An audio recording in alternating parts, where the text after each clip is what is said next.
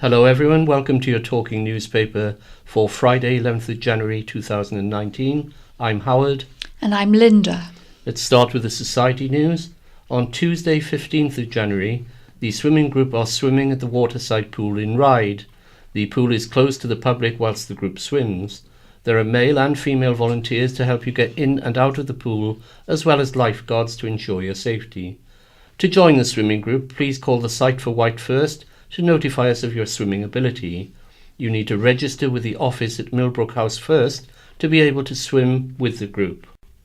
Wednesday the 16th of January, the weekly coffee morning will be held at Millbrook House this week from 10:30 a.m. There will also be our low vision drop-in between 10 a.m. and 12 noon, a weekly event to allow you to view and try the low vision equipment we have at the Society without the need for an appointment. We look forward to welcoming members to the Members Forum, which will be held at Millbrook House 11:30 till 1 p.m. Any advance questions need to be submitted by close of day Monday 14th of January. Email questions to members@iwsb.org.uk or telephone 522205. Thursday the 17th of January, the Thursday social group are meeting at Millbrook House. The group meets from 10:30 a.m. until 2 p.m. You can knit or just have a chat, then later in the afternoon volunteers come in and read to the group from different topics. And other news. Site for Wight activities. We will be holding a chair yoga taster session on Tuesday the 19th of February, which is a less strenuous alternative to the yoga session we held last year. The session will be at Millbrook House and will cost £6. The closing date to register your interest for this session is Friday, 25th of January. To register your interest for these activities, please call Laura Jasper on 522205 or email members@iwsb.org.uk. The RNIB will be holding its next Living with Sight Loss course at the Riverside Centre on Friday the 18th of January. Registration and coffee is at 9:45 a.m, with the course running from 10 a.m. until 3 p.m. The free, informal course provides information, advice, support and practical solutions for people adjusting to sight loss. The Freshwater Audio Book Group will be meeting at Freshwater Library on Tuesday, 15th of January, 11 a.m. until 12 noon. They are a friendly group who meet to discuss the last month's book, enjoy refreshments, and then hand out the book for the next month. All are welcome, including guide dogs. This week's In Touch. Should fines be issued for inaccessible websites? In 2013, Norway's Equivalent Equality and Human Rights Commission was given the authority to fine both public and private sector organisations if they didn't make their websites usable to a certain standard. There are suggestions from campaigners in the UK that the same approach should and could be adopted. Robin Christopherson from AbilityNet believes it is something that would work in the UK. Malin Rigg from Diffie, the Norwegian organisation tasked with auditing websites, says they haven't fined any companies yet, but they have issued warnings.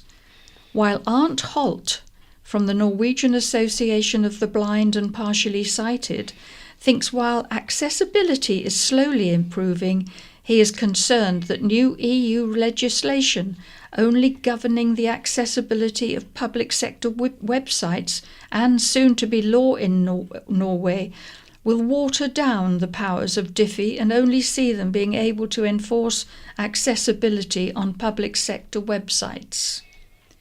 The Netflix film Bird Box is its biggest hit to date, having been downloaded 45 million times since its release last December.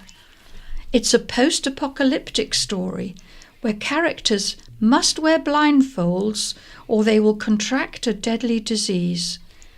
The film has spawned a social media craze called the Bird Box Challenge, where people are donning blindfolds and performing tasks and taking part in activities such as driving. Journalists Emma Tracy and Lucy Edwards discuss the film and concerns raised by some blindness organisations that the craze will have a negative impact on the public's perception of blindness. The presenter is Peter Wight and the producer is Lee Kumutat. And now articles from the county press dated today, Friday the 11th of January. The main headline is to do with the police crackdown on gangs of kids. McDonald's has agreed to switch off its Wi-Fi and could start playing classical music to deter young people from loitering outside and causing trouble. Operation Varney was launched in March to tackle antisocial behaviour in Newport, but following a surge of incidents over the weekend, police have stepped up patrols. Acting Sergeant Martin Edgerton, usually based in Yarmouth, has been drafted in to oversee the crackdown. Previously stationed in Newport, he said, "I know the town, I know the players, and I know who's causing the problems. It's the same kids, the same faces. When you get large groups gathering, it comes across as very intimidating. There were more than 60 on Friday night, all feral, abusive, threatening to fight the police. Fighting is one of the problems, and criminal damage, kicking shop windows, for example. There are public order incidents too, shouting and swearing at people. Sometimes they've been drinking, but that's not often the case. They know PCSOs can't arrest them. They say, you can't tell us what to do, so we're bringing in officers from across the island." Newport businesses have pledged to support the police, and McDonald's has agreed to turn off its free Wi-Fi from 4 p.m. Playing classical music is another option under consideration. Dealing with the antisocial behaviour on the street is one thing, but the real challenge is tackling the root cause of the problem. Teenagers have been hanging around outside McDonald's for years, but they rarely smash shop windows and throw roof slates at passing cars. This week, officers have been accompanied by members of the youth offending team who've been encouraging young people to stay out of trouble. Arresting teenagers and younger children is a last resort. The police would rather hand out Section 35 dispersal orders and speak to their parents. Acting Sergeant Edgerton said, "We will always try to find a resolution. We don't want 12-year-olds getting arrested. Sometimes they leave us no choice, but we'll try everything to keep kids out of the criminal justice system. They come from all over the island to hang around in Newport, and this is the problem we have. There's nothing else for them to do. I would say to parents, do you know where your kids are? Who are they with? Are they drinking or taking drugs? It's your responsibility." It's gone too far. The Operation Varney officers patrolling Newport said they sometimes feel like babysitters. Speaking to the county press, PCSO's Matt Wheeler and Joe Vincent Wight said the young troublemakers had a mob mentality and described their behaviour as shameful. But they said a solution to the problem, addressing why they behaved so badly, was the $64,000 question to which no one had an answer. PCSO Wheeler said, "It's perfectly normal for young people to hang around in town, and it's completely acceptable for them to look round shops, get some food and be with friends, but it's gone too far. The young people we deal with are running through the shops, knocking stuff off shelves, intimidating staff and causing problems in public places." PCSO Vincent Wight said those gathering at McDonald's and the bus station had nowhere else to go. She said, "You sometimes feel as if you're babysitting them. There's a lack of youth clubs and places for these young people to go and to be with friends." Both PCSOs have been subjected to abuse when talking to young people in the town. PCSO Wheeler said, "When everyone is congregated, it's almost like a mob mentality. The teenagers were shouting at police officers saying, 'You can't do that,' and calling them scum." PCSO Vincent Wight said, "There's a complete lack of respect for authority, whether it's police officers, members of the public, or the people who work in shops. It's shameful." PCSO Vincent Wight said, "Only a minority of young people behave badly. It's important we don't brand every young person with the same brush." Children arrested after disorder in town centre. A surge in antisocial behaviour in Newport, largely perpetrated by children and teenagers gathering outside McDonald's, has resulted in a number of arrests. Police have been carrying out extra patrols in the town centre, focusing on Church Lytton, the library, bus station and McDonald's, following reports of fighting, criminal damage and public order offences. Friday night saw a group of more than 60 youths congregating in the area, shouting, swearing and insulting the public and police officers. The crackdown, part of Operation Varney, launched in March to tackle antisocial behaviour in Newport, resulted in a catalogue of arrests over the weekend. Almost all those arrested were released without charge but remain under police investigation. They include, on Friday night, a 16-year-old Newport boy who was arrested on suspicion of criminal damage and served with a dispersal order after allegedly kicking the window of the game store. A 16-year-old Wroxall girl was arrested on suspicion of assaulting and obstructing a police officer. The officer was not seriously hurt. On Saturday evening, a 15-year-old Newport boy, allegedly shouting and swearing at police officers, was arrested on suspicion of assault and using threatening or abusive words or behaviour. Several arrests were made following reports of teenagers being abusive and knocking items off shelves in Morrison's. They included a 13-year-old Carisbrook boy, arrested on suspicion of breaching a dispersal order. A 15-year-old boy from Cowes and a 16-year-old from Newport were arrested at Scarrett's Lane on suspicion of breaching a dispersal order. On Sunday, 4 12-year-old boys were arrested on suspicion of causing a danger to road users and criminal damage after a slate was thrown from the Starbucks roof. Officers also used their powers under the Antisocial Behaviour Act to issue a number of Section 35 dispersal orders, banning suspects from a given area for up to 48 hours. Inspector Rob Abel said, "We have a number of powers to tackle antisocial behaviour, including community resolutions, dispersal orders, fixed penalty notices, acceptable behaviour contracts and criminal behaviour orders. As demonstrated at the weekend, we will take robust action when needed, as antisocial behaviour has a dramatic impact on the wider community in public spaces. We consider all options available to us and will seek to find a solution in the first instance that doesn't necessarily result in a criminal outcome. By resolving the issue at the time, it benefits all parties involved. People do need to realise, though, we do have specific powers to deal with antisocial behaviour, and we will use these if the situation requires it. I would ask parents to speak to their children about what is accessible, especially if they are meeting friends in Newport Town Centre." Other items from the county press now. 3 butchered ducks were found in a St Helens ditch, with some people branding those responsible sick and monsters. A picture of the dead ducks, discarded after their breast meat was removed, was shared on Facebook on Sunday with the caption, "Some scumbag has killed these wild ducks for their breast meat. We found them in a ditch on the edge of Atrills Lane and Eddington Road, plucked and butchered. Disgusting. These are wild birds and it's a criminal offence to harm wildlife in this way. This was a dishonest act by a dishonest person who would rather nobody knew what they'd done. Otherwise they would have taken the carcasses away and dealt with them properly." While a number of people also felt the animals should not have been killed in such a way, others disagreed. One commenter said, "There are hundreds of people out shooting on a Sunday on the Isle of Wight. It's part of living in the country." Another said, "I like the fact that they've been left for other wildlife to eat. It would be a shame if they were killed just for their breast meat, then thrown in the bin." However, one person said the ducks should not have been left by the roadside as it was upsetting and children could have seen them.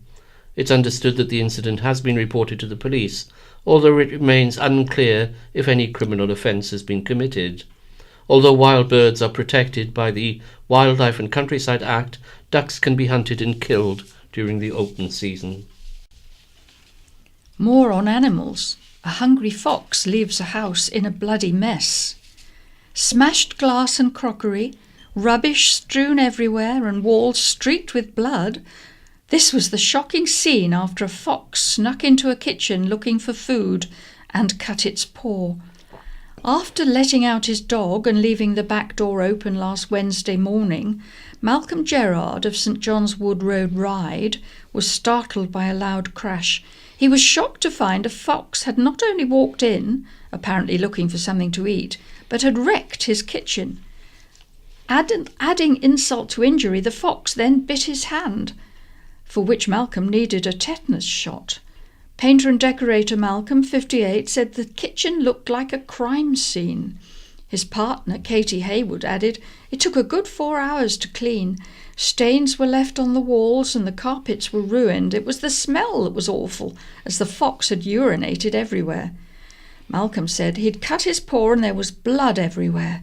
He'd jumped up onto kitchen units and smashed everything. It was absolute chaos. I think the dog must have spooked him because he wouldn't go back out the door. He can't have been too badly hurt because he was running around the house. Worried the fox would knock his computer to the floor, Malcolm tried to shoo him away, only for it to turn round and bite him. After calling the RSPCA, the charity's animal experts came to collect the fox.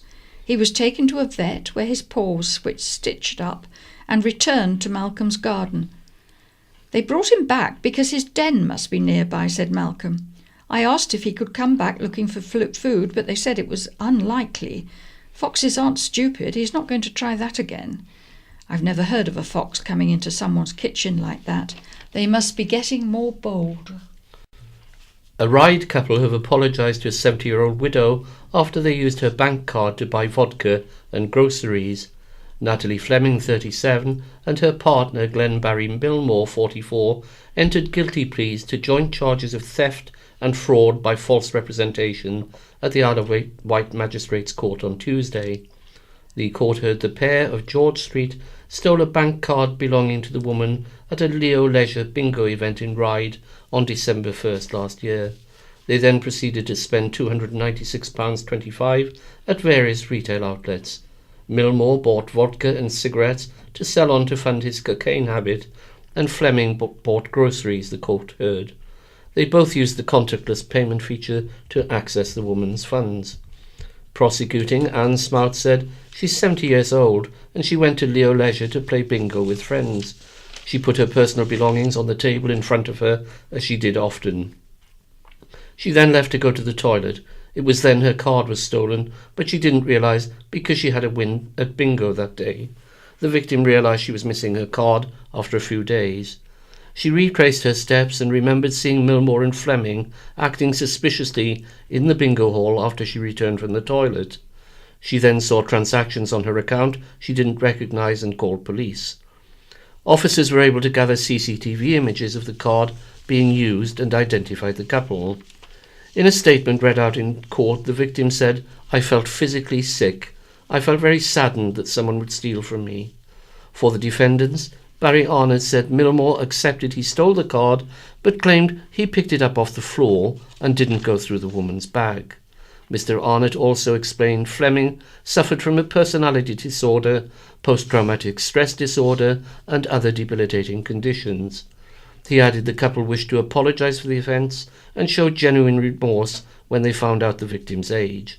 The couple were ordered to pay £148 each in compensation to the victim and pay £30 each in surcharges, as well as splitting an £85 charge for court costs. Bembridge facing £30,000 legal bill.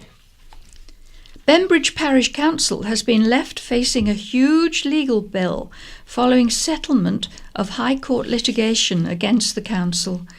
The sale by the council of 5 to 7 High Street has been mired in controversy ever since the council first proposed to dispose of the Bembridge Village asset. Litigation was brought against the parish council by local business owner Peter Burke, who had submitted the highest cash offer for the building but had his offer rejected. The council has agreed to pay Mr. Burke's legal costs and to rerun the sale process after a judicial review was filed in the High Court by Mr. Burke's legal team over what he said was a substantially flawed and incorrect process used to sell the property. Based on known legal fees to Mr. Burke of £18,000, plus projected fees to the council, it's expected the total legal bill to Bembridge will be around £30,000. As well as submitting the highest cash offer for the building, Mr. Burke promised to keep the public toilets open at a cost of only £1 a year to the council. Instead, the council rejected his offer and spent £20,000 building another public toilet currently under construction at the village hall site. A campaigner against the sale, Sir Paul Kenny, said, "The whole issue of selling a community asset has been a financial and public relations disaster. Now, to top it all, the residents of Bembridge face footing a massive legal bill brought about by mismanagement and incompetence on the running of council affairs, carried out in the name of Bembridge Parish Council taxpayers. A full investigation and audit of the council's handling of these matters is urgently required. Then, and only then, will the full truth emerge over the handling of this sale." The parish council declined to comment when approached by the county press. A pensioner died after falling in his bathroom and impaling his eye on an upright metal toilet roll holder, an inquest was told. John Garrett suffered a terminal brain injury and died on September 22nd last year at the Mountbatten Hospice. Wednesday's inquest was told Mr. Garrett, 79, of Well Street, Ryde, had a number of conditions, including sleeplessness. He had also suffered a number of falls. He was found on September 18th by carers who visited him 3 times daily in the corner of the bathroom. Mr. Garrett had fallen onto the toilet roll holder and suffered a traumatic injury. Firefighters were called to the scene and cut the toilet roll holder so Mr. Garrett could be removed. He was also attended by a specialist consultant at the scene. Coroner Caroline Soumaret concluded Mr. Garrett died as the result of an accident. Body cameras are to be worn by recycling staff. Staff at the island's 2 recycling centres will wear body cameras as part of an Amy Wight Company initiative.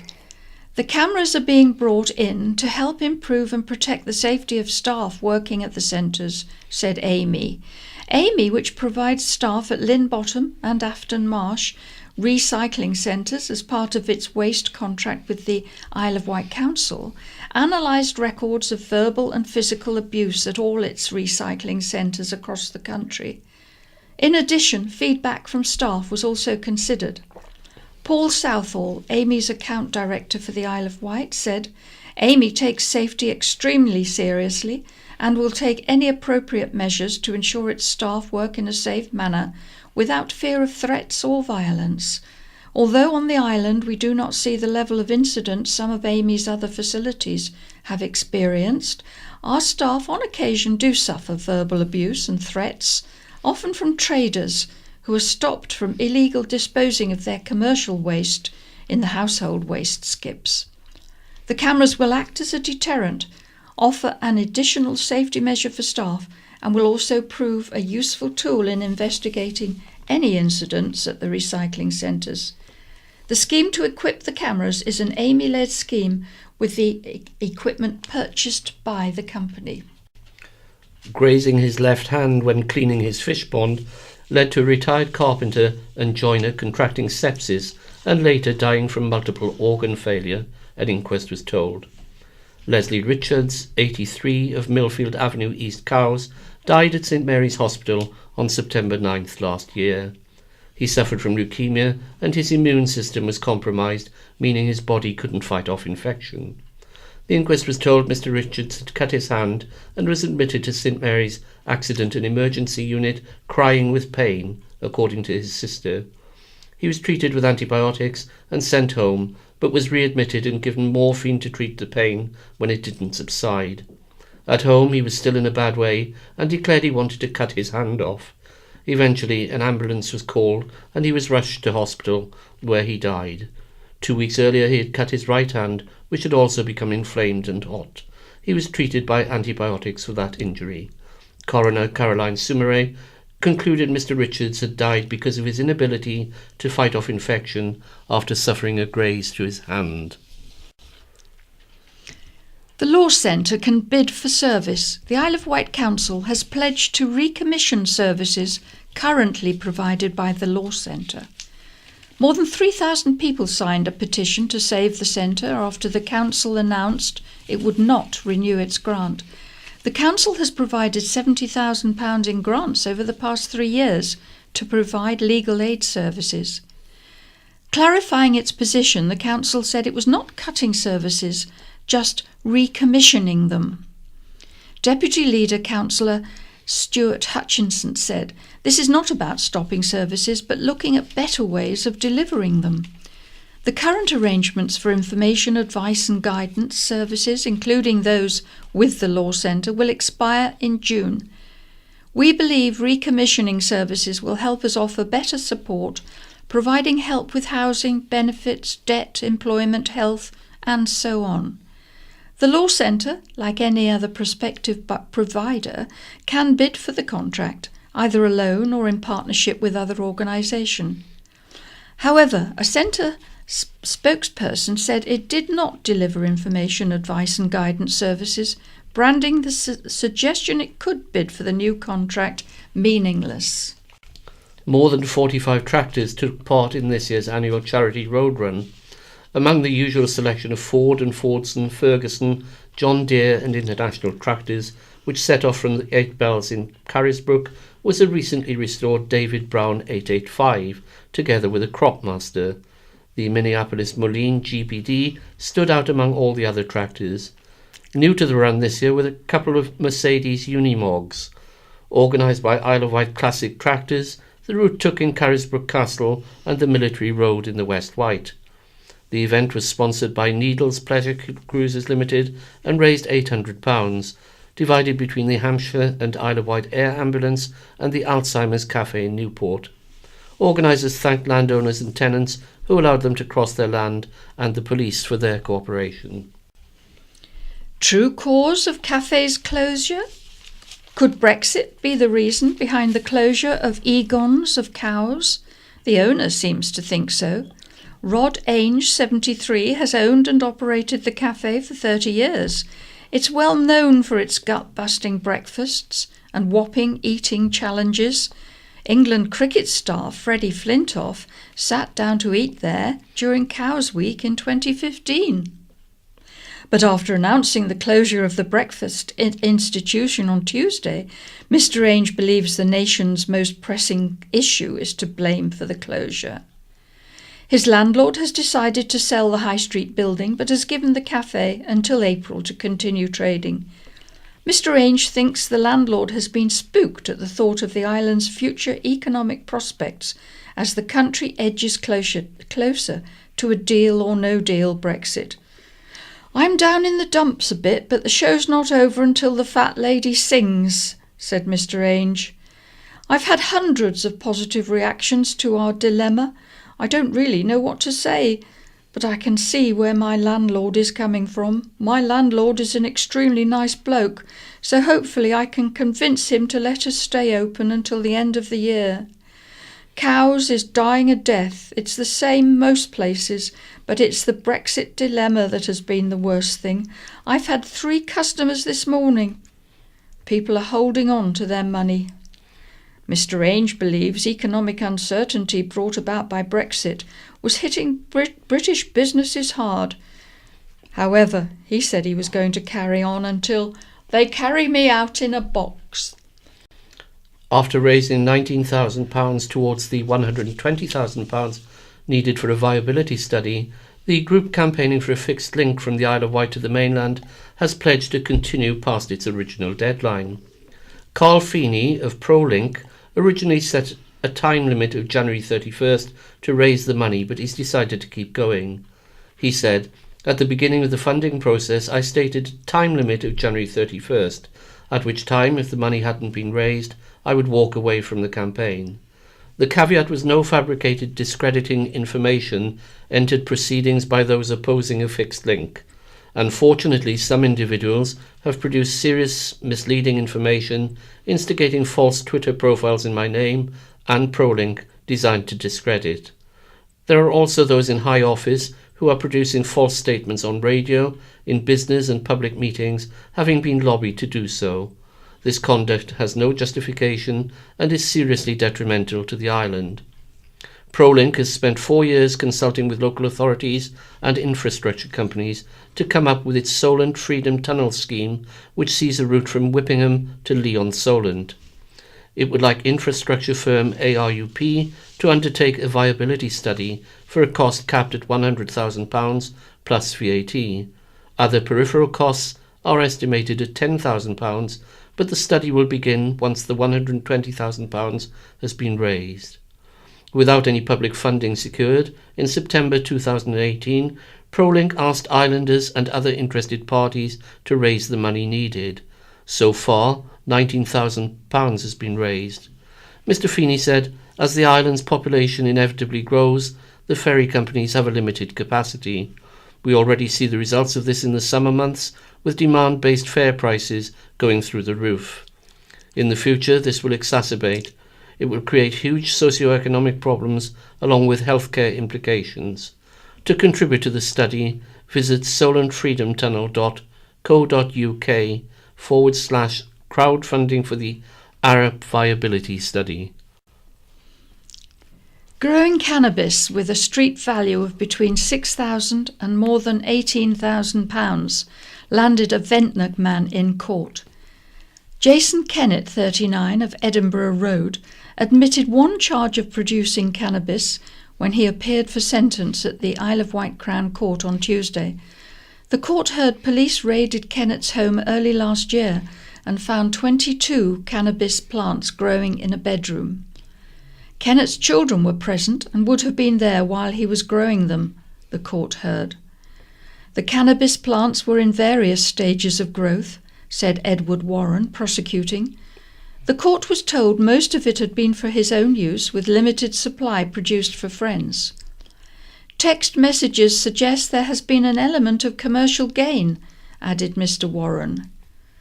Representing Kennett, Helen Easterbrook said the amount of cannabis discovered at her client's address was an amount which someone would have for personal use, albeit at a high level. She added Kennett had suffered a series of traumatic events in his life. She said he made a stupid decision to sell the excess. He was producing for friends. It was not a large commercial operation. Kennett was jailed for 8 months, suspended for 18 months, and ordered to pay a £140 surcharge. Santa and his elf helped deliver 400 presents to children in Freshwater and Totland on Christmas Day. His sleigh was temporarily out of order, so Freshwater Fire Service came to the rescue after the tradition was revived following an absence of around 20 years. Crew manager Kev Garrett said, "I was involved many years ago when we used to do it regularly and it just stopped. Then a resident, Roger Cameron, said he'd been telling the story to his daughter Tricia and told me, so we decided to try it again. We distributed 400 presents to children around Freshwater in Totland, which were all wrapped up by our firefighters, wives and volunteers. Along the route we stopped off at the Goldings Care Home Freshwater and Westview House, Totland Bay, to see some of their residents. It really went down well, and the chances are we'll revive the tradition next Christmas. We're grateful to the Freshwater Co-op and Isle of Wight Council, which helped donate toys for the children, and all the other local people who gave presents to us. We couldn't have done it without them." A tree dangerously overhanging a Shanklin footpath cannot be chopped down because a red squirrel is living in the branches. The path at Chine Hollow, which links the old village and Popham Road, was closed last week as the tree was deemed dangerous to pedestrians. But during a survey of the tree overhanging the footpath because of recent ground movement, Island Road staff found a squirrel's nest. The red squirrel is a protected species. It is illegal to interfere with a dray. As a result, the tree must be left untouched until the squirrels have left. In the meantime, the footpath will remain closed. A diversion has been put in place with access to Rilston Gardens from the old village. Island Road's network manager Kevin Burton said, "The condition of the tree is such that it is not safe to leave the pathway open. However, it's not only ethically right we look after our local wildlife, it's also the law. We will therefore liaise with the relevant local experts to ensure any remedial action to the tree does not interfere with the squirrels who are currently using it. This means the closure will be in place longer than usual, but we are sure residents will understand." Helen Butler of the Wight Squirrel Project said, "I appreciate the fact Island Roads is doing the right thing and taking advice on the issue." Christmas Day was extra special for Myra Verity and her family this year. She celebrated her 101st birthday. Myra's family, including her daughter and grandson, attended Inver House, Bembridge, for her special day. She was born in Adelaide Grove, East Cowes in 1917 and had two brothers, Oswald and David. Her parents were Dorothy and Watson Chapman. As there wasn't a phone or any transport available at the time, her father rowed across the River Medina to Cowes to fetch the doctor. She attended Grange Road School, East Cowes, and left school at 14 to become a shop assistant. She also worked at the Folly in Whippingham doing plywood work. She married George Verity at St James's Church, East Cowes, on August 3rd, 1940. They had a long marriage and celebrated their golden wedding anniversary in 1990. George died 3 years later. Myra and George had 3 children, Michael, Pamela and Robert, and lived in East Cowes. Myra spent many years working as a dinner lady and cleaning teachers' houses. She had many hobbies and enjoyed making things for the home, including curtains and cushions, as well as her own clothes. She also enjoyed flower arranging and drawing flowers, along with keeping fit and cycling. She's always enjoyed the countryside, flowers, trees and the sea, and has fond memories of picnics on the beach and swimming in the sea. She moved into Inver House in May 2017, where she still enjoys taking part in daily activities. She has 3 grandchildren, who all remain in close contact. Mark Dominey is her first grandson, and all he wanted was to spend Christmas Day with his nan. She also has 9 great-grandchildren. She attributes her long life to hard work, enjoying her hobbies, and having good family and friends. Walk the Wighters must register online. People taking part in Walk the Wight next year will have to register online. Due to new GDPR data protection rules, people can no longer sign up in Mountbatten's charity shops. In addition, a small postage packing and processing fee has been introduced for all fundraising packs sent to registered participants to cover the charity's administration costs. Mountbatten Chief Executive Nigel Hartley said, "We acknowledge the change to registrations will be a disappointment to some, and we apologise for any inconvenience this causes. Although the changes are outside of our control, it's right that we adopt best GDPR working practice to ensure the very highest standards are in place to protect the privacy of supporters' data. We hope our supporters will not be put off by this and will also understand that by bearing the cost of sending their fundraising pack, more of the money they raise will be spent directly on people that need our help. We hope as many people as possible will still sign up to join Walk the Wight with Mountbatten when it launches in the new year.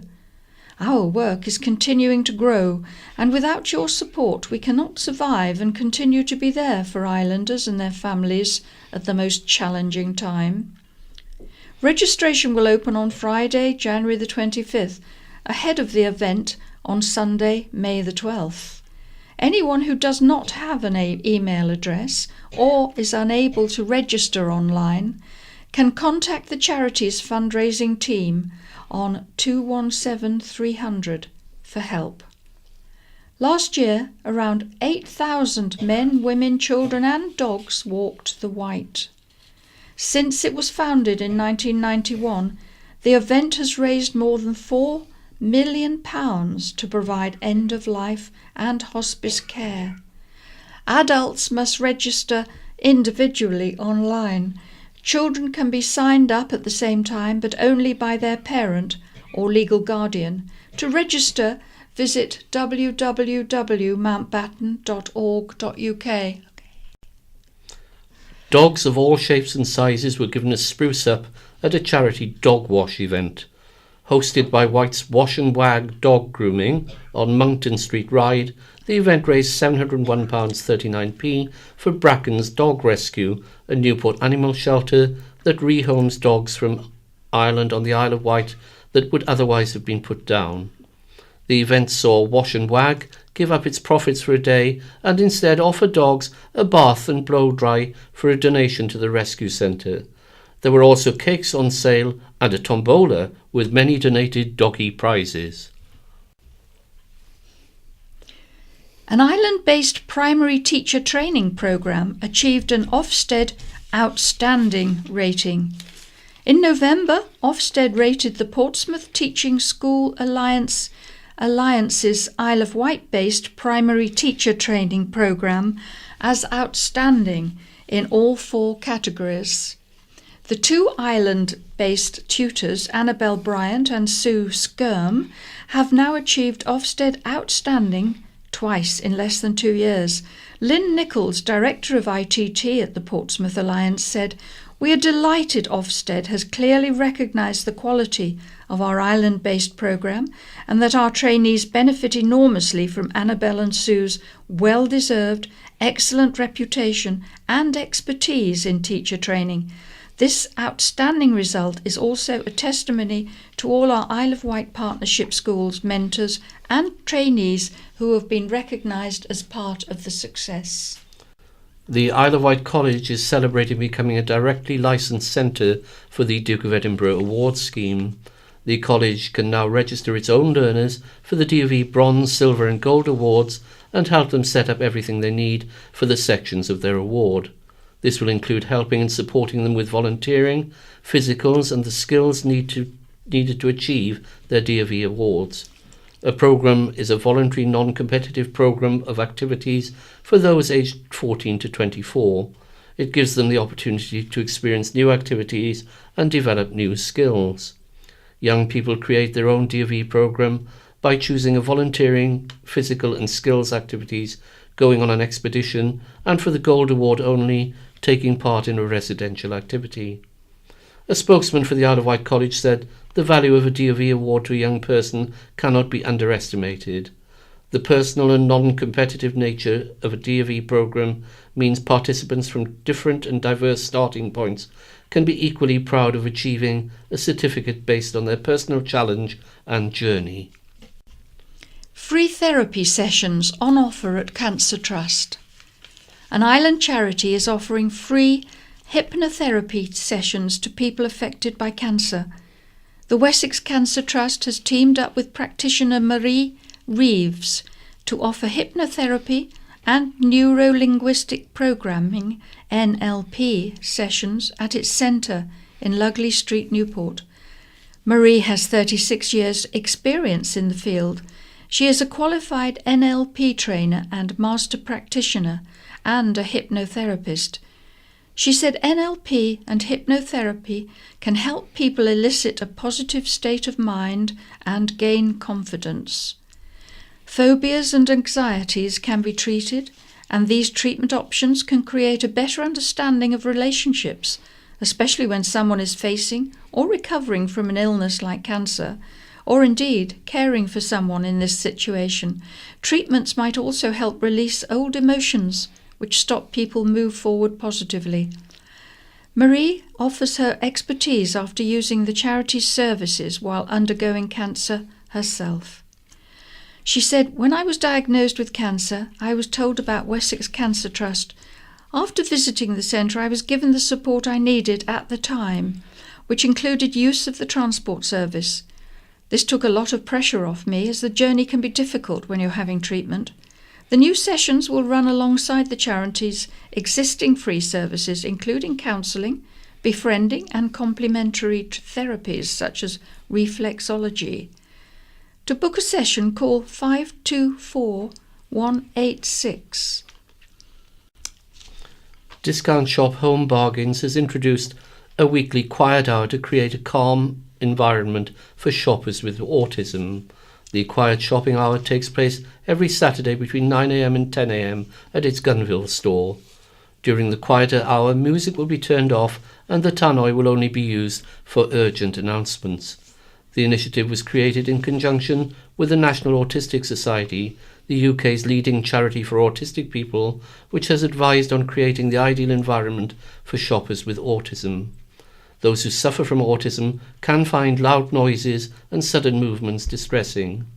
Joe Morris, Operations Director at Home Bargains, said, "We've introduced the quiet hour to add a peaceful element to retail therapy. Home Bargains stores can be busy places which can be potentially overwhelming for people with autism. We've created the quieter and calmer environment to enable all our customers to have an enjoyable and relaxing shopping experience." Tom Purser, Head of Campaigns at the National Autistic Society, said he hoped more shops would be inspired by the move. He added, "We're very pleased to hear Home Bargains is introducing a quiet hour to make shopping a little easier for autistic people and their families, having taken part in the National Autistic Society's Autism Hour in October." Sleeping bags, inflatable beds and hand warmers will ensure homeless people on the Isle of Wight have a bed this winter. Isle of Wight waste contractor Amy has donated the bedding to the Salvation Army. Rachel Lee, the charity's homelessness services manager, said, "I would like to thank Amy very much for this community-spirited and kind gesture, which we will be putting to good use at winter night shelters at locations including the Salvation Army Hall in Pyle Street, Newport, the Fellowship House, Life House, Ryde, and at other support services. The shelters provide a warm bed and a safe place to sleep for people who may otherwise be sleeping on the streets during the cold and wet winter months. They're also a lifeline where warm food, a non-judgmental listening ear, and signposting to services that can offer support with people's more immediate needs are available." Amy Community Engagement Manager Simon Butler said, "The cold weather has recently arrived and we wanted to do something in the community that would help those who need support at this time of year. We spoke to the Salvation Army, who said they were in desperate need of sleeping bags and beds for people who are in difficult situation, and we were only too happy to help." And that concludes the first part of your talking newspaper for today. So it's goodbye, best wishes, Happy New Year from Howard. And from Linda. Good morning, it's Paul reading the County Press. And Pauline. I'm going to start with letters. A lasting detrimental effect. This is from Richard Steele, Chair of the Western Central Wight Branch Labour Party, Shorewell. A discontent, anger and concern regarding the acting of Local Care Coordination, LAC, will not go away. Despite repeated requests, no substantive information has been provided to indicate how this service will be replaced in its entirety. What is most concerning is the gagging order placed on the coordinators themselves, so they, the people that understand the problems affecting the hundreds of their clients, can say nothing. This is an absolute disgrace. We live in the UK in the 21st century, not some despotic banana republic, though there is no doubt where our current council and government will take us. Dr. Sally Bacon, who is the Interim Director of Public Health, as well as the Director of Public Health for Hampshire, gives insubstantial replies to queries regarding cost and efficiency of replacement and appears to ignore the reports from experts at Southampton University and elsewhere that LAC works. Together with Councillor Claire Mosdell, their approach is purely doctrinal and could have a lasting detrimental effect of those in need. And now a letter from Penelope Baker. The proven way our high streets can survive. This time of year is a time to celebrate sustainable, inclusive measures to protect all we cherish on the island. The island's sustainable future of renewable energy, powered by wind and sun, and food sovereignty turn a previous backwater to strategic in the UK economy. New trains are anticipated, bus services are caring, with cash accepted in sharp contrast to London counterparts. Parking charges can be converted into more community transport to help those who are possibly not safe to drive.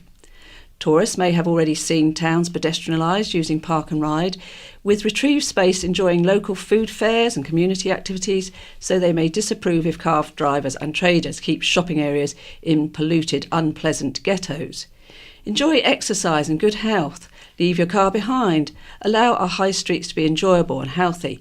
That is a proven way they will survive. Ghostly earthquake. This is a letter from Phaedra J. Kelly at Ryde. The ghost of Wroxall's Star Inn, the county press of the 4th of January, may yet have a very earthly cause, which is not good for new landlords' profits. Wroxall stands on a rim of cliff which runs inland and is notoriously unstable, especially after sustained rainfall. St Lawrence is a prime example of this, and that instability can run underground for some distance. On the April the 6th, 1580, London was hit by an earthquake that brought chimneys down and shook the walls of the new theatres built by Burbage and others. Then, from the 16th century to the end of the 20th, Britain enjoyed the safest, most stable geology in the world. In the 21st century, you have chosen to frack, and now we have earthquakes, sinkholes and earth tremors. There have already been several sinkholes running along a line through the East Wight, and the Star Inn owner should check his pub's foundations, as a fault line under a pub where people gather is a lot worse than any ghost. And tremors certainly can dislodge gases, even when a human does not perceive of the movement themselves. London's Lord Mayor and several lay preachers blamed Burbage and his contemporaries for the earthquake and for the plague, and it was their closing of the inn stages that began the building of theatres in the first place. I was in Istanbul and Athens in 1999 for the earthquakes there, and the first time I was ever seasick on land when a tremor caused a balcony I was on to ripple like a sea wave, raising me 4 feet in the air 5 times until it passed. But as the weeks went on, they reduced in power, and yet glasses were falling off bars and shelves all over the city for days after that. It was not a ghost. And from Joan Hall of Gurnard. Now I know why I can't park my car at the Park and Ride in Somerton. For quite some time now I haven't been able to park. I have hospital, doctor and dentist appointments. I like to pop over to Southampton occasionally or have lunch in Newport with friends. I understood Park and Ride was built for Park and Ride, to keep your car out of congested Newport.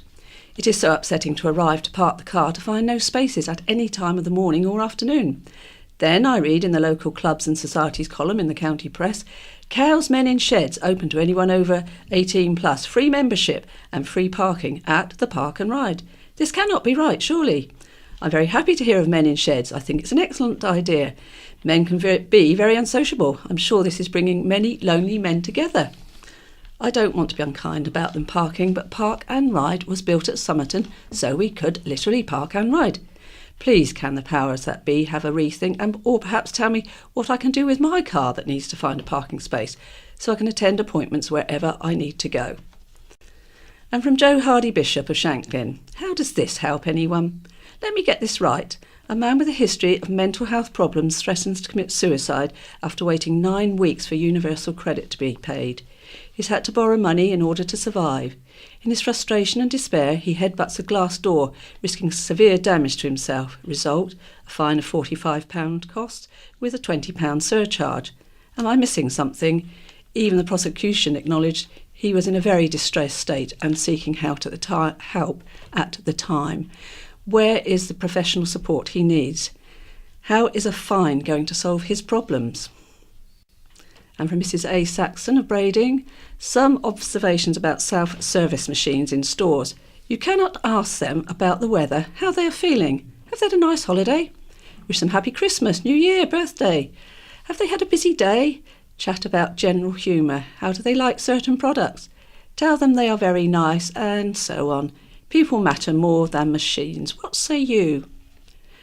Lastly, from Jane Boskill of Binstead, no to refugees. We don't want them. Refugees are supposed to claim asylum in first safe place in Europe. Send them all back. Our NHS is dire. There is no social housing here. We don't need more people. This is the final letter. Eagle's idea misguided, from John Craddock in Freshwater. I would like to comment on the proposed reintroduction of white-tailed eagles to the Isle of Wight. How can conversationalists be so short-sighted as to think that the island, or any other part of the south coast, will be suitable for reintroducing such large birds of prey? What is suitable in parts of Scotland, where there is so much more space for wildlife, is not going to be the same here.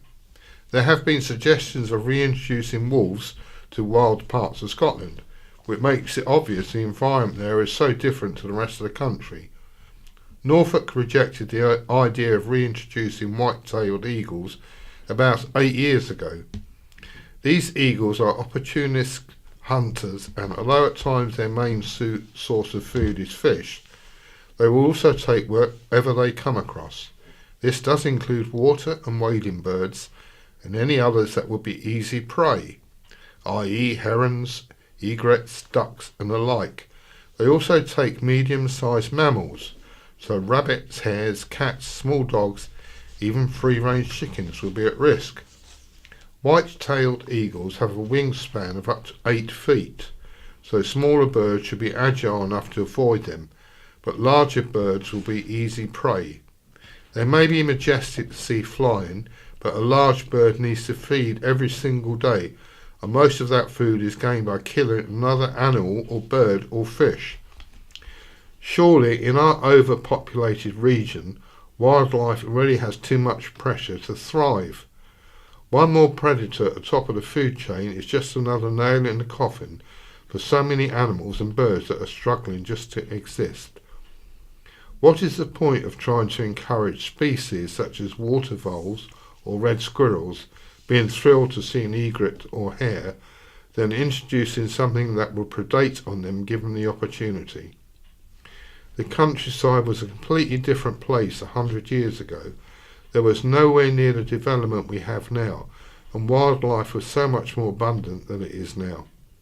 We should be trying to help and encourage non-predators rather than species that would kill them. Water voles, dormice, amphibians, ground-nesting birds, barn owls and red squirrels are just a few we should be striving towards increasing. We are told the white-tailed eagles became extinct 100 years ago due to persecution. Was that in ignorance, or were they doing more damage to wildlife? There were keen naturalists in those days. I wonder if they were sorry to see them go. No doubt farmers were not sorry for their disappearance. The island already has too many buzzards. Surely we don't need an even bigger hunter with no natural enemies to keep its population down. Say no to this misguided idea for the Isle of Wight. And now we're looking back, and we're starting with 100 years ago, January the 11th, 1919. A group of 19 school teachers resigned at a Ryde Education Committee meeting.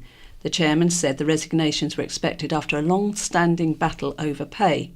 He said even though salaries have increased, some as much as £80 since 1917, evidently this did not meet their approval. A Newport man wrote home and described his experience as a prisoner in Palestine. Private W. Stotesbury told his brother he had been forced to walk 300 miles before making his way back to Beirut. He wrote, "I saw enough of this country to last me a lifetime, nothing but starvation everywhere. I'm glad to get away from it." And now we move to 75 years ago, January the 8th, 1944. Mr. R. Turner of Fairley received a postcard from a lady in Fulham. It read, "While listening to a German broadcast, I heard a message from Geoffrey Turner. He is quite fit and well and wished his family a happy new year." Mr. R. Turner had not heard the broadcast, so was grateful for the information regarding his son, Marine Geoffrey Turner. And also, Pat, a dachshund, became a hero of the canine family by saving the post office from destruction by fire. Mrs. Smith, the postmistress, had left an oil lamp burning in the sitting room when she went to bed. Pat continually barked and woke up Mrs. Smith, who found the lamp had burst into flames and the living room was full of smoke. 50 years ago, January 1969, early morning rain which covered the roads and turned to ice caused several accidents on the Isle of Wight. On one morning, 5 accidents in Calbourne, East Cowes, Binstead, Shalfleet and Yarmouth occurred. Only one person was seriously injured. Protests continued against British Rail's plan to remove the tram service along Ryde Pier. Sandown and Shanklin Council voted unanimously to oppose the plans. Councillor Price said it would cause great inconvenience to the people of Shanklin and Sandown. More than 30 residents attended the meeting to show their support for the protest. 25 years ago, January the 14th, 1994, a massive landslide devastated an area of Blackgang. The old Blackgang Road, which ran from the Chine to Southview Holiday Park, collapsed down the cliffs and left 2 houses in ruins. Homes were evacuated as South Wight officials warned more landslides were to be expected. The bravery displayed by a police constable and a special constable when arresting a violent man wielding a baseball bat was rewarded. PC Gerald Armitage and Section Officer Robert Bushell were commended for their professionalism. The duo resisted using force and calmed the perpetrator down before arresting him in Shanklin. Finally, 10 years ago, 2009, vandals targeted a community garden in Totland used by children from West Wight Nursery and St Saviour's Primary School. Plant pots were smashed, water left running and wire fence panels damaged in the garden. Trish Holmes, finance officer at West Wight Nursery, said the garden had become a big part of the community. An Isle of Wight woman was the first patient in the world to receive a revolutionary cancer treatment. Pauline Payne of Totland described the new radiotherapy technique as a godsend after the disease went into remission. The 58-year-old had suffered with a blood cancer, multiple myeloma. We'll now move on to Wight Memories. Rocket Post first flight to Isle of Wight. In 1934, a rocket was lined up on a golf course just outside of Lymington, pointed at the Isle of Wight filled with mail and fired. This was a test by German engineer Gerhard Zucker, who was attempting to revolutionise high-speed mail. His plan was to send 600 items of mail from Lymington across the Solent to the island. The Solent launch was the latest in a series of test firings for Rocket Post by the engineer. Initial trials on the Sussex Downs proved quite successful, according to Julian Stray, Assistant Curator of the British Postal Museum and Archive. With plans for a Dover to Calais rocket mail service, or even from England to Ireland, the next chosen location was Harris in the Isle of Skye in Scotland. Both launches, witnessed by post office officials, exploded. The fate of the Solent launch was no better. All 600 items of mail were lost as the rocket flew upward, but was then blown back towards the launch pad and crashing into marshland. Gerhard Zucker was eventually deported back to Germany, but was arrested by the Nazi authorities for espionage charges following his time in England. Isle of Wight's Dad's Army. On May the 10th, 1940, the course of the Second World War suddenly changed direction. The Germans started to push west through Holland and Belgium towards France, threatening British soil. Up to this point, many in Britain had come to regard the conflict as a phony war due to the lack of enemy action in areas defended by British troops. For many in Britain, the concern that an invasion was imminent became so great that just 4 days later the Secretary of State for War put out a request for men to come forward and join a new force called the Local Defence Volunteers, later renamed the Home Guard, and now commonly known as Dad's Army. By May 19th, around 4,500 applications had been made by volunteers on the Isle of Wight, and they were starting to be organised into fighting units. Since retiring from the regular army 8 years ago, Stephen Williams has been studying all aspects of Home Guard in Britain, taking a particular interest in the units raised on the island. He will be repeating his very popular talk from last year on the subject at Carisbrooke Castle Museum on Tuesday, February the 22nd, and that's from 2 p.m. to 4 p.m. In his talk, he will look at the different types of units locally, some of their roles and responsibilities, as well as some of their equipment and weaponry. Items in Carisbrooke Castle Museum will be used to illustrate the talk. To book a place or find out more about Carisbrooke Castle Museum's winter programme of talks, phone on 523112. Booking is essential. Tickets cost £8 and include refreshments. Now move on to My View, and this is an article by Kat James. Rummage through my dusty old archive. Another year has popped up its shiny head, prompting folk to wield that metaphorical new broom and make promises to sweep away bad habits, bad attitudes and badly fitting clothes. Nowadays, tidying up your life is not only a New Year thing, but bang on trend too.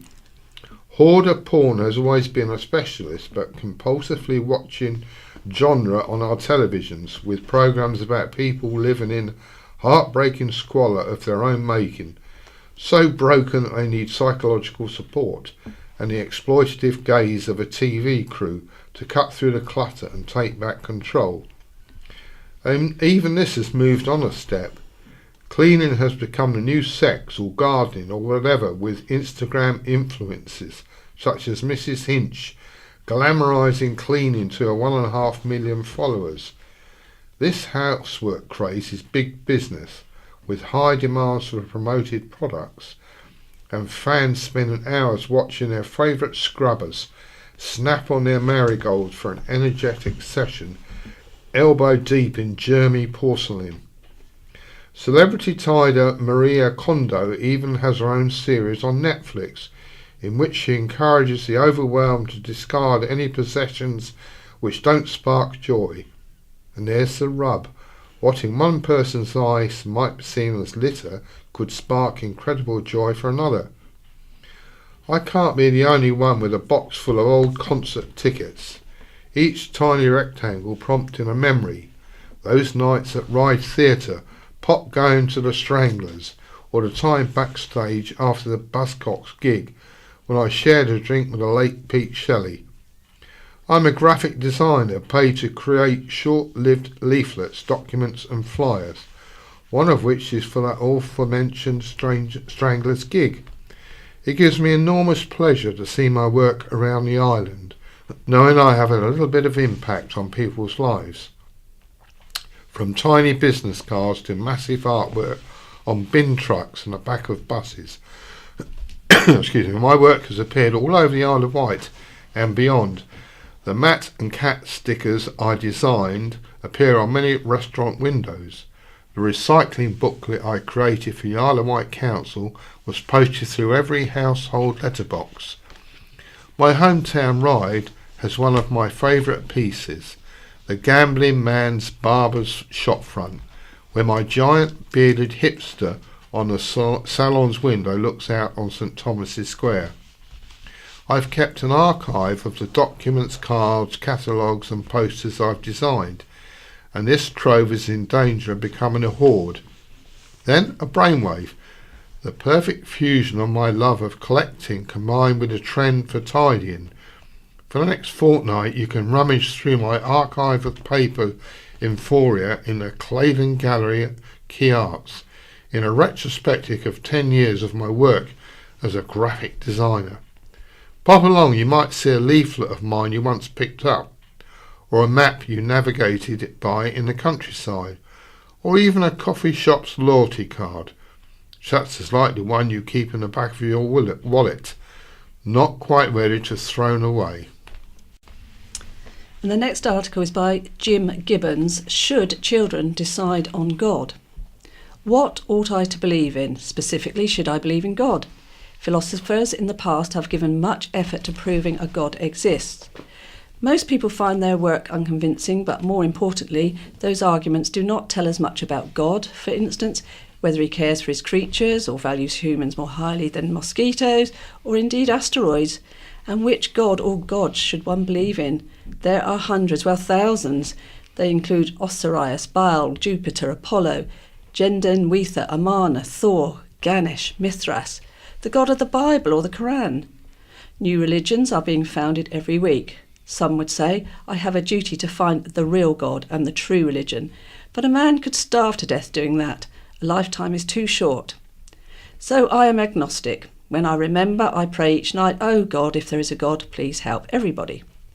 Whichever religion one might choose, one is in a minority. More people believe that religion is false than believe it is true. If, therefore, it seems to me very odd and very wrong, parents are allowed to compel their children to believe or pretend to believe facts, which the majority of the human race think are fantastic, and to take part in rites with which the child is uncomfortable and which most people think are grotesque. My parents were Catholic, which meant I was baptised shortly after birth. When others made promises on my behalf, thanks, and rendered me, they believed, a Roman Catholic forever, whether I liked it or not. My parents were very good parents, and we were kept warm, fed, dressed and loved, but they were not allowed to think it possible they might be wrong, and they were required to bring up their children accordingly. At my Catholic school, I was force-fed Catholic doctrines and was made, again, there was never any question of my being allowed a choice to take part in the sacraments of Holy Communion, Confession and Confirmation. Communion, according to their beliefs, involved consuming the body and blood of another person. Confession involved telling your sins to a priest, and you weren't allowed not to have any, as the just man sins 7 times a day. So you made some up, which of course is a sin. Think what power this gave to priests. I have no idea whether this is the same today. They used to say the church is unchanging and unchangeable, but it has in fact changed quite a lot. But many other religions still use the same methods. There is a UN document which states clearly a child has the right to choose his religion or none. I feel that document should be prominently displayed in every school and church. How can it be considered cruelty to children to smack a child, but not cruel to brainwash it with beliefs and ceremonies which most humans think are nonsense? And this month's quote, who said, "When I do good, I feel good. When I do bad, I feel bad. That's my religion."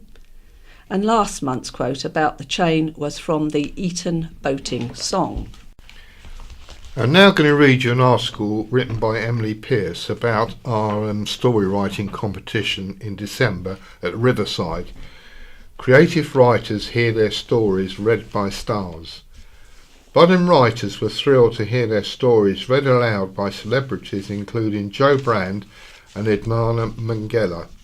Sight for Wight, formerly the Isle of Wight Society for the Blind, hosted an awards ceremony in December following its 3rd story writing competition. Around 150 people attended the event held at the Riverside Centre, Newport, where they were entertained by Huxley the Magician and the Melodic Choir. Prizes were then presented to the winning authors, 30 in total. They won cinema, clothes and book vouchers, meals out and tickets to Isle of Wight attractions. First prize in the under 12 category was awarded to Freddie Hayler for his story Gertrude's First Christmas. Freddie won an Amazon tablet and his story was recorded by television and radio presenter Kate Weston. Anna Porskow Edgerton won the 11 to 17 category. The Carol of the M5 was read by Ain't Half Hot Mum actor and Isle of Wight resident Melvin Hayes. Comedian Joe Brand read the winning story in the 18 and over category entitled Ta-Da. Writer Fred Canavan was presented with the R.C. Bridgestock Trophy by the Isle of Wight High Sheriff Giola Mingella Gibbons. Christopher Sullivan's highly commended entry in the same category, Lael, was read by Ednana Mingella. Clips of the celebrities reading the winning stories recorded ahead of the ceremony itself were played on the night. Sight for Wight Chief Executive Miriam Tong said, "We were delighted the very high standard set in previous years has been maintained, if not surpassed, and we hope the evening has given encouragement to many aspiring writer. We would like to thank all those writers, teachers, supporters, volunteers, staff, sponsors and performers who made the evening possible and all those who supported us on the nights. The 4 winning stories were broadcast on Vectis Radio on Christmas Day." Now we're going to look at what's coming up and what's on. So we start with leisure. This is at Medina Theatre. There's Someone Like You, the Adele Songbook. That's on Thursday the 17th of January at 7:30. The tickets are £20. And ELO again, that's Friday the 25th of January, that's at 7:30. Tickets are £23. And if you're into Dracula, The Bloody Truth, Saturday the 2nd February at 7:30. Tickets £22.50. Age advice on that is 8+. T-Rextasy, Friday 8th of February at 7:30. Tickets £23.50. Robin Hood and the Babes in the Wood, that's Saturday 16th and 23rd of February. 2:30 and 7:30 performances. And Sunday the 17th at 2:30. Tickets vary in price, £10, £8 for under 14s. Naturally, Wednesday, 27th of February at 7:30, tickets £22.50, and you can phone 01983 823 880. Well, I've got some shows coming up to Shanklin Theatre. I will just read out the February and March ones. Sunday the 10th of February, Spotlight Show. Wednesday the 20th, Jimmy Cricket Variety Show. Saturday the 23rd, Lee Memphis King. Thursday the 28th, Sherlock Holmes, Sign of 4. And then in March, Friday the 1st, Sherlock Holmes, Sign of 4. And on the Saturday the 2nd, Friday the 8th, Gale Force, Irish Dance. Saturday the 9th, Oh What a Feeling. Sunday the 10th, The Magnificent Music Hall. Monday the 25th, Collaboro. Thursday the 28th, Mark Steele. And Saturday the 30th, Elkie Brooks. If you want to phone Shanklin Theatre, the phone number is 868 000. And if you're into jazz, Organ Trio at Town Jazz Club. Newport Jazz Club is opening its programme for 2019 with the Nigel Price Organ Trio. The concert takes place on January the 30th at the Apollo Theatre in Newport. Led by guitar virtuoso Nigel Price, enjoy the sounds of Ross Stanley on B3 Hammond organ and the steady beat of Steve Brown on drums. With several critically acclaimed albums behind them and a popular draw on the club and festival circuit, this is a great opportunity to see this very popular trio. The concert takes place between 3 p.m. and 5:30 p.m. and you can phone 523879 or 730601. As a Burns night supper, enjoy a wee dram and other Scottish delights at a traditional Burns night supper. Ventnor Winter Gardens is hosting a celebratory evening on Friday, January 25th. Guests will arrive to the sound of bagpipes from 7 p.m. for a 7:30 start. Want to welcome and announce the Selkirk Grace. A 3-course dinner will include cock-a-leekie soup, haggis, neeps, and tatties, with cranachan for dessert. The haggis will be paraded and addressed, and there will be a toast to the lasses. Expect music, singing and readings. Master of Ceremonies is Jason Mack. Tickets are available from Ventnor Winter Gardens at ticketsource.co.uk/Ventnor Winter Gardens. And if you like the saxophone, Wight Sax, the island's only saxophone choir, practices on Thursdays at 8 p.m. to 9:30 p.m. in the Victoria Room, Methodist Church, Key Street, Newport. A variety of music is played and new players are always welcome. The St Mark's Tuesday discussion group meets on Tuesday from 10:30 a.m. to noon. Sing About, the music therapy group, meets on Thursday at 2 p.m. at St James Church, East Cowes. Coffee and chat mornings are held every Thursday at East Cowes Methodist Church from 10 a.m. till noon. The next meeting of the Philo Cafe at Cowes Library is on Thursday from 7 p.m. to 9 p.m. This is a friendly philosophical discussion group using the form of Socratic method of careful listening and considered responses. The group follows a tradition of a critical philosophy as used by the Society for the furtherance of critical philosophy. No knowledge of academic philosophy is needed, as critical philosophy begins with the experience of ordinary people. And if you're in the Seaview or Ryde area, you may be interested in the Silver Surface Cafe, and this will be open between 2 p.m. and 4 p.m. on Wednesday in the Seagrove Pavilion. There'll be people on hand to help with computers and tablets and phones, and there'll be refreshments. It's all for £2 a session. The sessions will then continue fortnightly until Easter. If you're interested in this, ring Nigel Golding on 566357. Police are holding beach surgeries at Knighton Post Office on Wednesday from 10:30am to 11am, and at Whitwell Church next Friday, January 11th, from 10am to 10:30am, to hear any issues raised by residents. The mobile library will be parked at a Town Trust car park, Brading, from 9:45am to 10:15am on Thursday, followed by New Road Car Park Lake near the Lions Centre from 10:45 to noon. St John's Church, Wroxall holds a music night from 7pm to 8:30pm on Wednesday.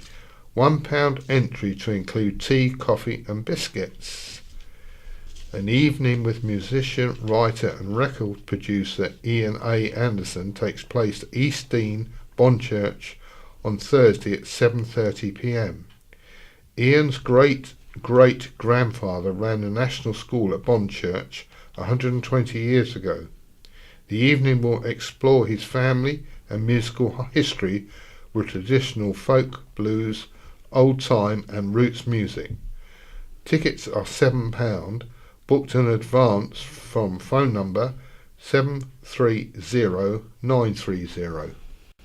And if you're in the West Wight area, Steve Archer will give a talk entitled A Glamorous Model, a story about a famous British actress, which includes organised crime, political scandal, Freemasonry and deception, to the Yarmouth Society at the Community Hall of Yarmouth and District on Tuesday at 7:30pm, and visitors and new members are welcome.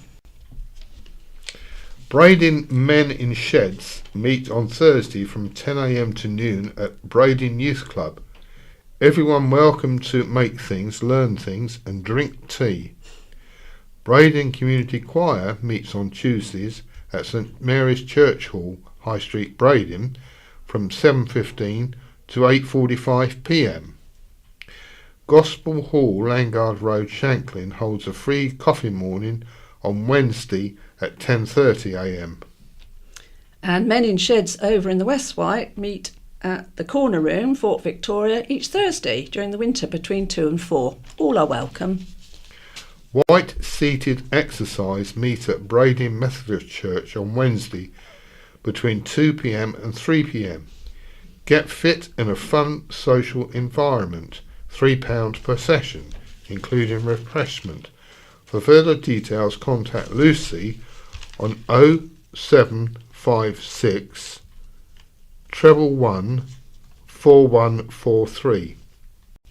Shanklin Community Library runs its Keep Calm and Carry On sewing session every Wednesday between 10am and noon, and a calming colouring club on Fridays from 1:45pm. All welcome, with both sessions offering refreshments for a small donation. And that's all from us this morning, so goodbye from Pauline. And goodbye from Paul, and just to remind you all, our quiz on the 7th of February at the Waverley. This is the BBC. This is In Touch, the magazine programme for people like me who are blind or partially sighted.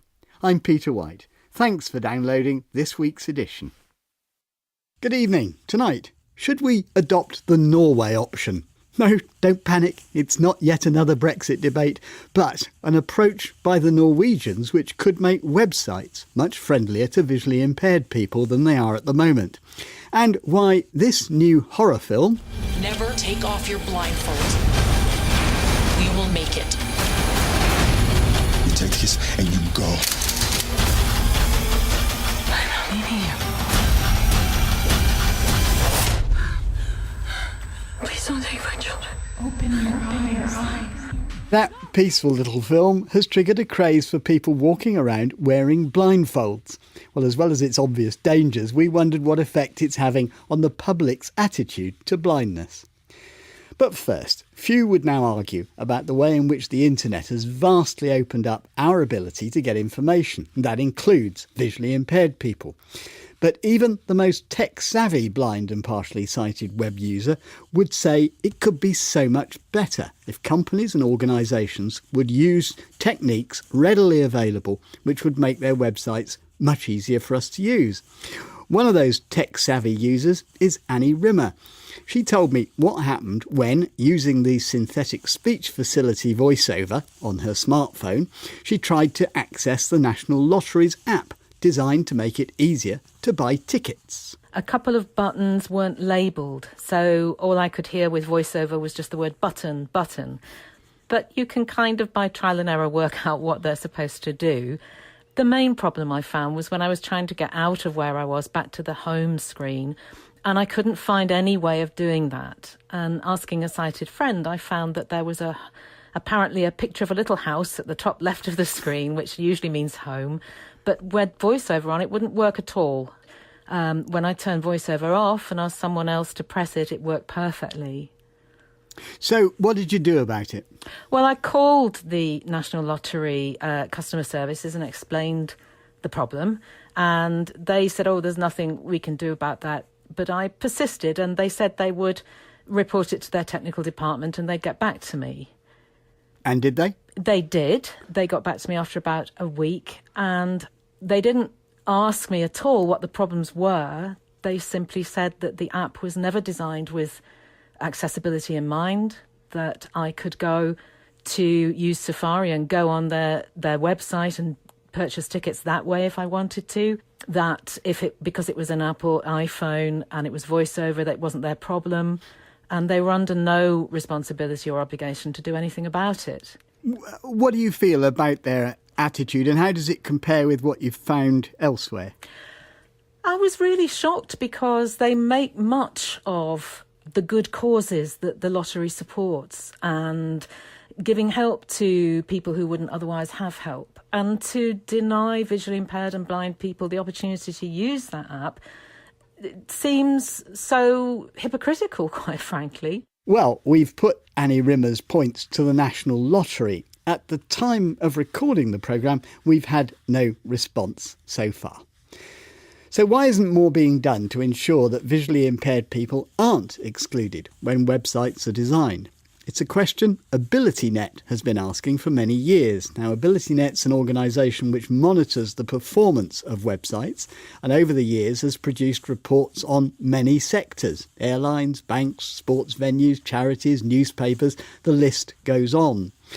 We have anti-discrimination legislation, of course, but you have to bring a legal case in order to have any sanctions against a company or organisation with an inaccessible website. So what's wrong with the system we have in the UK? I put this to AbilityNet's head of digital inclusion, Robin Christopherson. By our reckoning, by reviewing different sectors, we think that less than 10% of websites meet single A compliance, and that's to the world recognised standards for website accessibility, and double A, the middle level of compliance, is actually what's required under the Equality Act. So should we be taking a more proactive approach, as they seem to be doing in Norway? Marlene Rigg is head of their equivalent to our Equality and Human Rights Commission. They have more powers to act directly. She told me about their approach. We try to find companies that have a lot of users, big user groups, that have services that are important to everyday life, for instance, transport or banking or public services, but also sectors that we know that will have a risk at not or failing at the requirement. For instance, we did a big survey in 2014, right after the requirements or the law went into effect. And then we saw that the banking sector and the transport sector, airlines and trains and so on, had bigger problems than other sectors. So we went then for controls in those sectors. So what then happens if organisations don't come up to the standards that you think are necessary? Well, the first thing we do is that we test them and we do a preliminary report, and then they can come up with a correction plan. And if that correction plan seems valid and good, we tend to stop it there. Most companies, luckily, do correct their errors within the time frame. If they do not come up with a correction plan or they don't meet their own deadlines, we can fine them. How many fines have you actually given? Well, luckily we haven't been in need of giving many fines yet, because we tend to... Have you given any? No, we have given warning for some because of this last deadline. Most companies get to the finish line in time, which I think is a good thing, because that means that their websites get better, which is our ultimate aim, not the fines themselves. You have, I think, come fairly close to fining. Can you just explain the circumstance in which you've come closest? Yes, well, we did an inspection on a big airline company in Norway last year, and they did not meet the deadline and got then 10 working days of correcting the errors that were left open. They also made it to the finish line, luckily, which we're very happy to, but if they hadn't, they would have been looking at daily fines at about 15,000 euros. That's Marlin Rigg. So just how effective is this proving to be? And are the visually impaired people of Norway noticing a difference? That's the question I put to Arnt Holt. He's the chief executive of the Norwegian Association of the Blind and Partially Sighted. We made a kind of research, I think it was 2 years back, and we examined about 278 websites. And we found that about 60% had accessibility more or less, most of them less, from 30% up till 90%. So I think we have a lot to do even in Norway and also in the future. And when you're talking to people in the business, not very many are aware of what is demanded by the legislation. So we have a lot to do in the future. And I think also a lot of the blind and partially sighted persons in Norway really think it is difficult to use several websites. We don't see a lot of increase of accessible website. What was interesting about the SAS case was that we have been waiting for years, maybe 2 years, that this website should be accessible. And when the threat was there about the fine, it took only 12 days. So actually, this was a problem, and it did take at least a couple of years before there was action, and the threat did really make a difference. Yeah, I think it's about attitudes. Because you don't think it's important enough. And this is a very interesting case because they had the solution actually, and it was just to implement it into the website, but they didn't do that, and that was the problem. Now, you mentioned forthcoming legislation which is about to come into force. Tell me a bit about that and what effect you think that might have. Yes, we have this EU directive about accessible websites. And the difference between the EU directive and the Norwegian legislation is that in the Norwegian legislation, it is also an obligation for private sector to make their websites accessible. That is not the reality in the EU directive. It's only official websites that should be accessible. It's no demand to the private sector.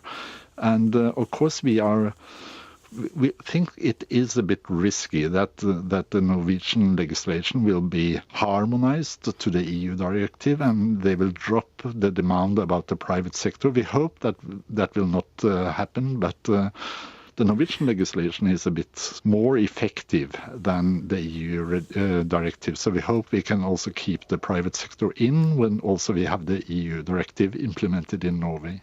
Arnt Holt, So are there any signs that the UK might be moving in this direction too? Robin Christopherson thinks there is some cause for hope. One thing that makes this particularly timely now is that there is now extra EU legislation, a recent directive that covers public sector, including public sector broadcasting, for example, which has provided more clarity on what accessibility should look like for those sectors. And in that report, it has named for the first time the EHRC, the Equality and Human Rights Commission, as the body that the government has tasked with making sure that websites are accessible, so monitoring and reporting on the inaccessibility of public sector websites. So let's just broaden that remit out and get the EHRC to start acting as we've seen with the Norway example. Let's get things moving. People say that, life, death and taxes, that's the level of fear or certainty that the HMRC will be after you if you don't pay your taxes. Let's see a similar level of seriousness that people will take the EHRC in coming after you if you don't make your websites or mobile apps easy to use for every user. Robin Christopherson. And now to one of the odder crazes to have taken over social media over the past month or so. It's called the Bird Box Challenge, and it involves making videos of yourself donning a blindfold to carry out varying tasks, including, rather terrifyingly, driving, apparently. It all stems from a hugely successful Netflix horror movie starring Sandra Bullock called Bird Box, and that involves having to protect your eyes from something which, if seen, will kill you. You know, the kind of thing. So only genuine blind people are immune. Well, the film and the subsequent behaviour is causing quite a stir. The National Federation of the Blind in the US has condemned it as giving negative images of blindness. So what's all the fuss about? Two blind people have watched the film, and I have put watched in quotes, and who know their way around social media are Lucy Edwards and Emma Tracy. Lucy's a freelance journalist and YouTuber and model, and Emma's a journalist with Ouch. Emma, first of all, just give us a bit of context. I mean, tell us more about what this film's all about. The film is about an ominous presence that, if seen by the naked eye, will cause you to have suicidal feelings and to basically take your own life. So only a certain number of people have managed to dodge it. It's a worldwide thing. And some of those people are Sandra Bullock's character and two small children that she has charge of. So 5 years after this initial thing happens, Sandra and her two small children have to make a journey to a safe place without using their eyes, so with blindfolds on. So the sort of thing that happens to you every day, really. What did you think of it? I actually enjoyed it. It was a good story. I was on the edge of my seat all the time, and it was fairly interesting. I mean, there's actually very few blind references in it at all. It's more about not being able to show your eyes and therefore having to cover them and the consequences of that. And Lucy, what do you think has given rise to the Bird Box Challenge craze in that case? I think there are so many crazes that take off, and this is just the new thing that's happening. I mean, there was the Tide Pod challenge where everyone was like eating detergent and getting really sick. It's just the thing to do. Blindfold yourself and go in a car, which I don't really agree with, but it's nothing to do personally, I don't think, with blind people and disability. Now, I mean, you say that, but indeed the National Federation of the Blind in America, as I said, they've condemned it. They say it presents these negative images. Emma, you say it's got no relevance, but presumably people are going to get the impression of seeing people wandering about with blindfolds on. They are going to get some kind of impression of visual impairment from that, aren't they? No, they're going to get an impression of seeing people walking around with blindfolds on, having their eyes covered. Being blind and having your eyes covered are very, very different things, Peter. I'm not sure if you realise that, but no, it's not about being blind. The film itself is interesting. There's a couple of mini blind references in it where Mallory, Sandra Bullock's character, tries to teach her kids echolocation. But I mean, Mallory could have just seen Daniel Kish on YouTube, the famous echolocator, before this whole apocalyptic thing happened and decided to do that. We should explain that echolocation, for those who don't know, is this whole business of flicking your fingers and getting a bounce off a wall or an obstacle or something like that. Yeah. You rather mocked at me there, Emma, as if I didn't understand what simulation was. But the point is, serious organisations use it and tell people that is the way to understand what blindness is about. So clearly people do think that it's got some sort of relevance. I'm not a fan of simulation. I think making people pretend to be blind and showing people how different visual impairments work by using glasses. I'm gonna get probably lynched for saying this, but I think it's a bit lazy. I think it's good for helping to raise money because it gives people an awful fright. Suddenly they get their eyes covered and they're like, oh my goodness, I don't know how to even function right now.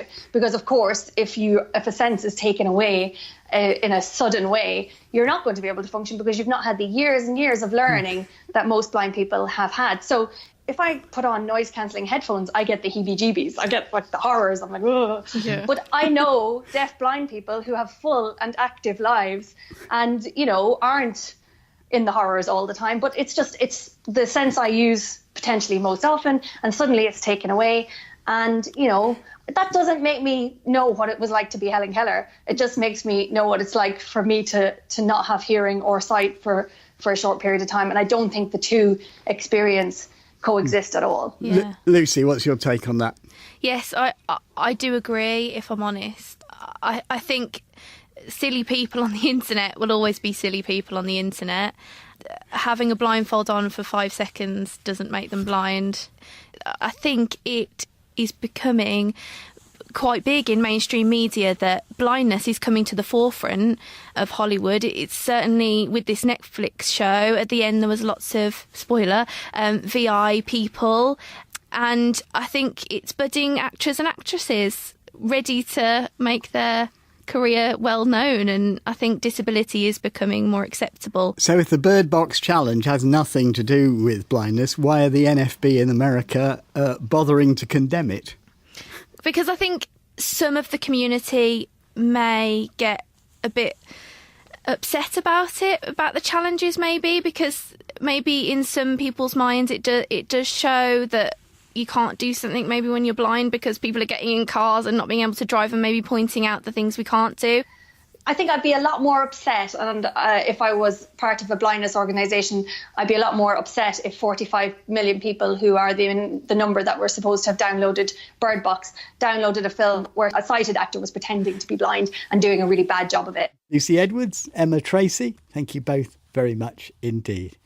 And that's it for today. You can call our action line with your comments for 24 hours after the programme on 0800 044 044. You can email in touch at bbc.co.uk or click on Contact Us on our website, from where you can also download tonight's and previous programmes. That's it from me, Peter Wight, producer Lee Kumatat and the team. Goodbye. Oh, sorry.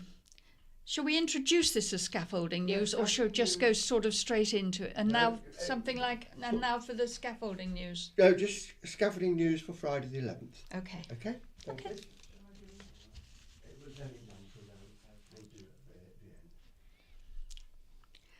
Scaffolding news for Friday the 11th of January 2019.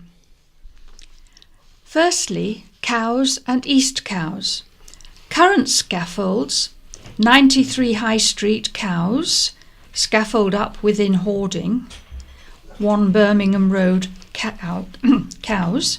New scaffolds: the White Hart Inn, Dover Road, East cows. Current hoardings: 93 High Street cows. And current skips: 19 Bernard Road cows, 50 York Avenue, East cows, and 12 Stanley Road cows. In the Newport area, current scaffolds: Cash Recycle Shop, 140 High Street, Newport; Chantry House, 30 Pyle Street, Newport; Seafood Corner, High Street, Newport; 44A St James's Street, Newport; Exchange House, St Cross Path, Newport; Ryde, Seaview and Bembridge.